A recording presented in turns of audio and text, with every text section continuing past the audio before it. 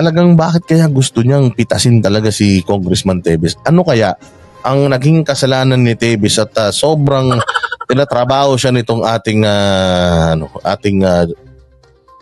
SOJ? Sana magkabati na kayong dalawa para ano na kayo, peace na kayo. Any update on Congressman Teves? So tinanong siya sa update. Mantakin mo meron siyang update kay Teves kung nasaan si Teves sa ibang bansa. Samantalang yung mga sa sabungero, nandito lang yung sa Pilipinas, hindi na pa nila nakikita. Yung bumaril kay Johnny Walker, meron na silang yung muka. Hanggang ngayon, di pa nila nakikita. Dito na sa Pilipinas yan, Kaya nabibilib ako sa intel nito ni Boying. Pag sa ibang bansa, gumagana Pag dito, hindi Tsaka, halimbawa ako si Teves, halimbawa lang ako si Teves. Alam ni Boying na nasa Timor-Leste ako. Magstay ako sa Timor-Leste.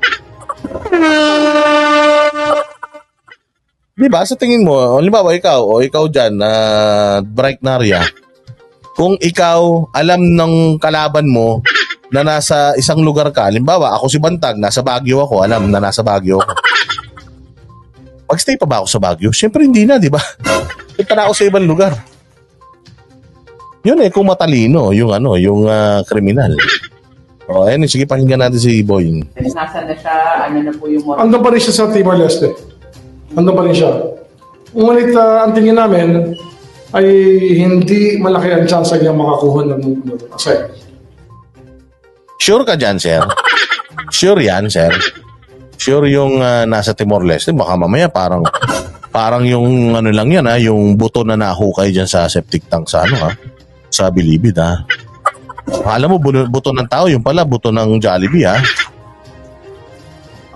Sir, what's gonna happen next if hindi siya makakuha ng... No, we're canceling his travel documents also. Okay. Sir, when you say you're canceling his travel documents para po sa ordinaryong Pilipino, ano pong ibig sabihin? Ang kanyang passport po ay in the process of being cancelled. Nasa process pa lang of being cancelled? Ang tagal na niyang terorista, Di ba dapat yun yung unang-una niyong gagawin? Cancelahin nyo na agad. Now na. Pero it's still in the process of being cancelled, Okay, sige. Ibig sabihin, sir, hindi na siya... Ano yun Kasi nga, ikaw ay fugitive from justice. Yung right to travel mo is impaired, basically. You have a limit now on your constitutional right to travel when you are a fugitive from justice. And you cannot seek the government of the Republic of the Philippines protection pagka meron kang record na ikaw ay wanted ng batas.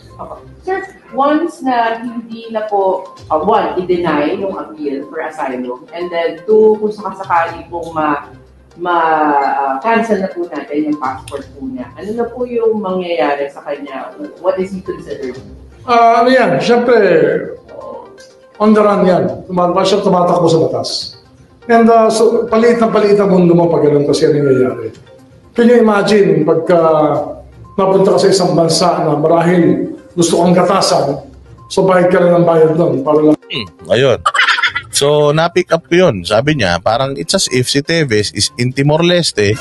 So, it's as if si Boying Rimulya is accusing the government of Timor-Leste na tumatanggap ng bayad sa isang terorista. Grabe yung mga akusasyon na yan, sir, Matindi yung akusasyon na yan na parang bayad na lang ng bayad si Teves. Sabi mo, you are sure that he is in Timor-Leste and you are saying now that he's paying for his stay there. So are you saying that the government of Timor-Leste is accepting money, bribe from Congressman Teves? And how accurate na may pambayad si Congressman Teves? Hindi ba when you are designated as a terrorist, frozen lahat ng assets mo? Lahat ng bangko mo, di ba frozen? So saan kukuha si Teves ng pambayad dyan sa Timor-Leste? Saan siya kukuha ng pambayad dyan if ever you are correct?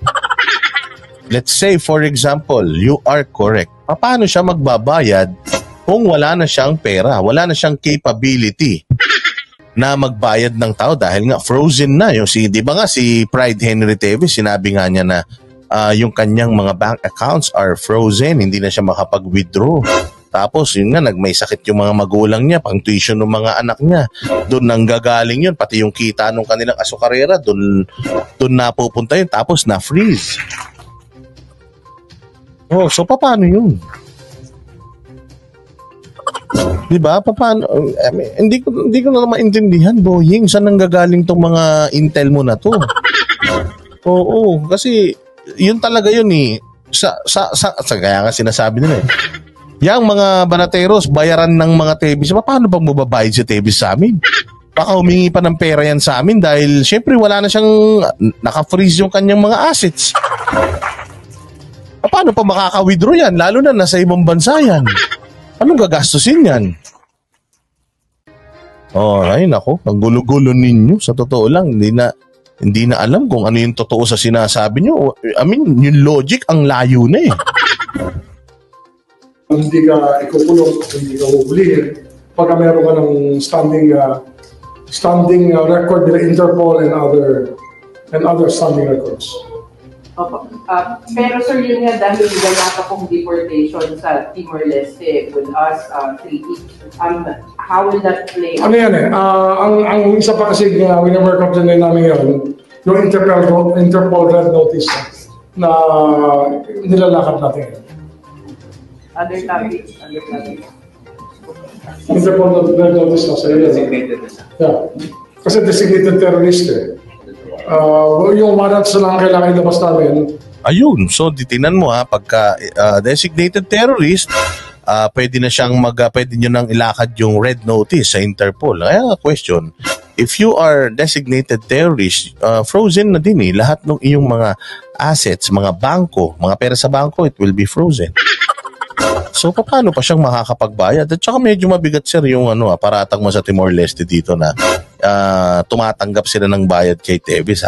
Is that according to your intel or logic mo lang yun?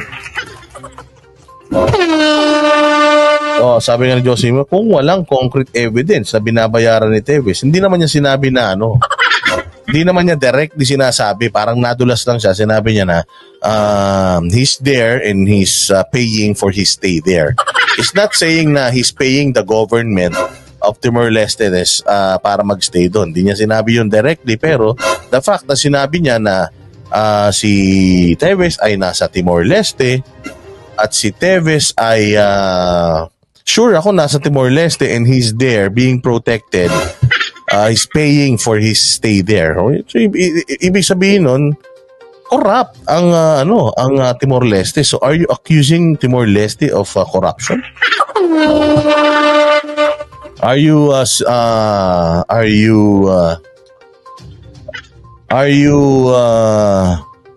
saying that the Timor-Leste government is abetting and aiding a terrorist?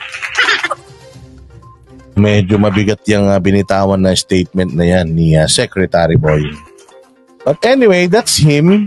Si Secretary Boying kasi may tendency talaga siya na whatever comes in his mind goes out of his mouth.